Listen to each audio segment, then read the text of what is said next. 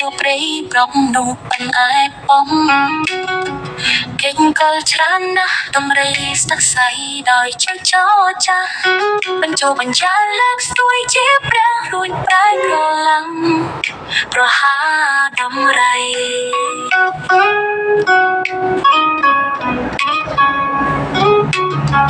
ពីបិទរៃស្លែងតែងខ្វះរស់ប្រៃប្រែអត់តំឡៃ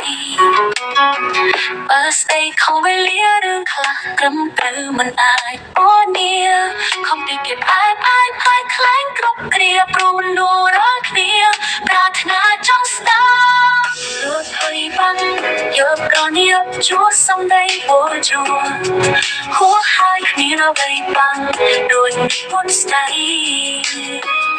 ព្រឹកអើយច្បាំងគុំពោផ្ទៃកាន់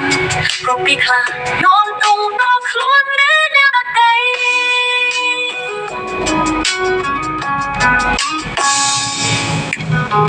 ពីបិទរៃស្លែងតែងខ្វះរស់ប្រៃប្រែអត់តំឡៃបើស្ដីខំវេលារឿងខ្លះត្រឹមត្រូវមិនអាចអូនីខំពីគេផ្អែខ្លែងគ្រប់គ្រាព្រោះមនុស្សរាល់គ្នាប្រាថ្នាចង់ស្ដាប់លួចថយបាំងយកកនេះជួសំដីអូជួហួហើយគ្នានៅបីបាំងដូចមុនស្ដីព្រឹកអើយច្បាំងគុំពោផ្ទៃកាន់ព្រោះពីខ្លានាំទុំដល់ខ្លួននេះអ្នកដតី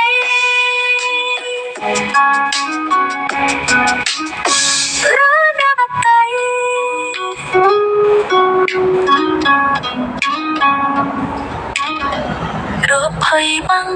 យកកនេះជួសំដីពោលជួហួហើយគ្មានអ្វីបាក់ដូចនេះមុនស្ដីព្រឹកអើយច្បាំងគុំពោផ្ទៃកាន់ព្រោះពីខ្លានាំទុំដល់ខ្លួន